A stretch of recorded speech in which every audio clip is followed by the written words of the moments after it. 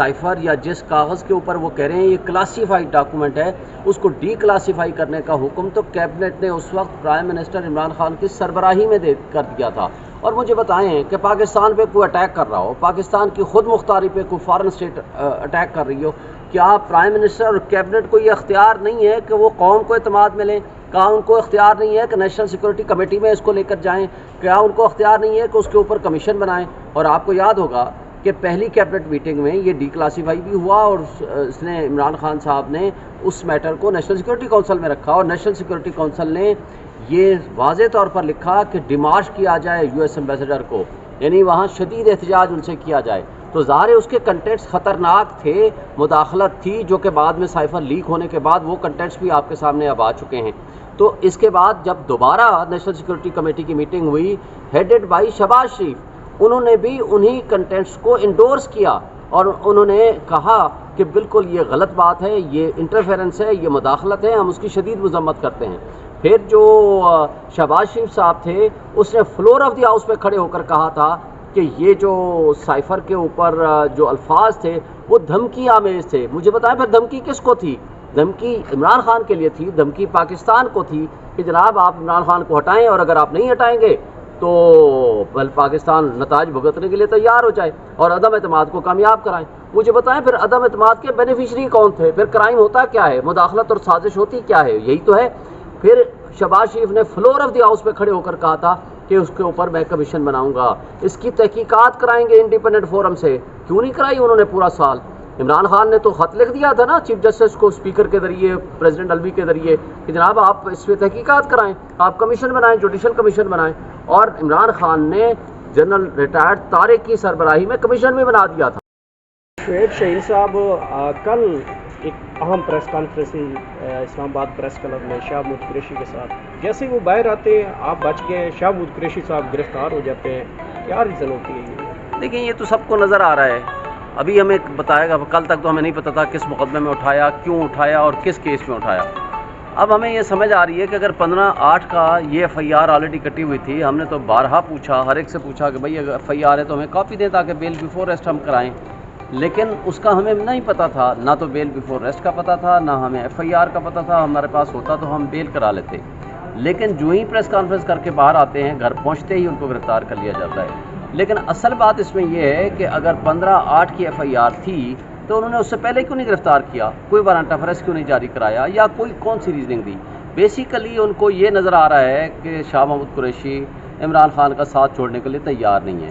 جب ساتھ تیار نہیں ہے تو انہوں نے شاید کچھ نہ کچھ اپنا زور لگایا ہوگا جو وہ کامیاب نہیں ہو سکے۔ کل جو ہی انہوں نے پریس کانفرنس کی ہے فوری بعد ان کو گرفتار کر لیا۔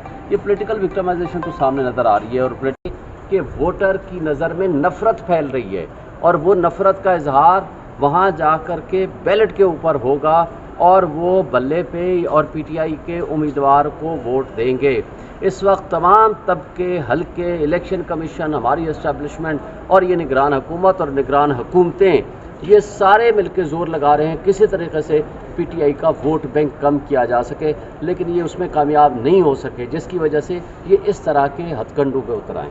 اچھا بتائیے گا کہ سیکرٹ ایکٹ تو لگا دیا گیا ہے اور اسپیشل سیکرٹ ایکٹ جو ہے اس کا فعال بھی کر دیا گیا ہے اور اس کے تحت مقدمہ بھی درج کر دیا گیا ہے، تو یہ کس طرح سے سیکرٹ ایکٹ لگا دیا گیا اور اس کا اب آپ لوگ کیا گراؤنڈ تیار کریں گے؟ دیکھیں پہلی بات تو یہ ہے کہ جو آفیشل سیکرٹ ایکٹ نیا قانون بنا تھا اس کا اطلاق تو پرانے کسی بھی ایشو پہ نہیں ہو سکتا، کیونکہ یہ ایف آئی آر وہ یہ کہتے ہیں 15/8 کو ہم نے درج کی تھی اور 15/8 کی ایف آئی آر پرانے آفیشل سیکرٹ ایکٹ کے مطابق کی ہے، لیکن پرانا آفیشل سیکرٹ ایکٹ بھی ہو اور اس کے اوپر یہ ایف آئی آر بنتی ہی نہیں ہے۔ اس کی وجہ یہ ہے کہ جس سائفر یا جس کاغذ کے اوپر وہ کہہ رہے ہیں یہ کلاسیفائڈ ڈاکومنٹ ہے، اس کو ڈی کلاسیفائی کرنے کا حکم تو کیبنٹ نے اس وقت پرائم منسٹر عمران خان کی سربراہی میں کر دیا تھا۔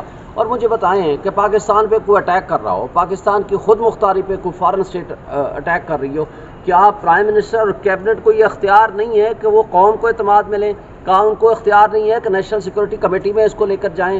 کیا ان کو اختیار نہیں ہے کہ اس کے اوپر کمیشن بنائیں؟ اور آپ کو یاد ہوگا کہ پہلی کیبنٹ میٹنگ میں یہ ڈی کلاسیفائی بھی ہوا اور اس نے عمران خان صاحب نے اس میٹر کو نیشنل سیکورٹی کونسل میں رکھا اور نیشنل سیکورٹی کونسل نے یہ واضح طور پر لکھا کہ ڈیمارش کیا جائے یو ایس ایمبیسڈر کو، یعنی وہاں شدید احتجاج ان سے کیا جائے، تو ظاہر ہے اس کے کنٹینٹس خطرناک تھے، مداخلت تھی، جو کہ بعد میں سائفر لیک ہونے کے بعد وہ کنٹینٹس بھی آپ کے سامنے اب آ چکے ہیں۔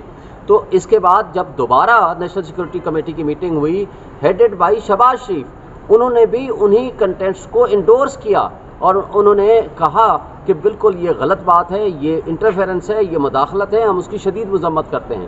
پھر جو شہباز شریف صاحب تھے اس نے فلور آف دی ہاؤس پہ کھڑے ہو کر کہا تھا کہ یہ جو سائفر کے اوپر جو الفاظ تھے وہ دھمکی آمیز تھے۔ مجھے بتائیں پھر دھمکی کس کو تھی؟ دھمکی عمران خان کے لیے تھی، دھمکی پاکستان کو تھی کہ جناب آپ عمران خان کو ہٹائیں، اور اگر آپ نہیں ہٹائیں گے تو پاکستان نتائج بھگتنے کے لیے تیار ہو جائے اور عدم اعتماد کو کامیاب کرائیں۔ مجھے بتائیں پھر عدم اعتماد کے بینیفیشری کون تھے؟ پھر کرائم ہوتا کیا ہے؟ مداخلت اور سازش ہوتی کیا ہے؟ یہی تو ہے۔ پھر شہباز شریف نے فلور آف دی ہاؤس پہ کھڑے ہو کر کہا تھا کہ اس کے اوپر میں کمیشن بناؤں گا، اس کی تحقیقات کرائیں گے انڈیپینڈنٹ فورم سے۔ کیوں نہیں کرائی انہوں نے پورا سال؟ عمران خان نے تو خط لکھ دیا تھا نا چیف جسٹس کو، اسپیکر کے ذریعے، پریزیڈنٹ الوی کے ذریعے، کہ جناب آپ اس پہ تحقیقات کرائیں، آپ کمیشن بنائیں، جوڈیشل کمیشن بنائیں۔ اور عمران خان نے جنرل ریٹائرڈ طارق کی سربراہی میں کمیشن بھی بنا دیا تھا۔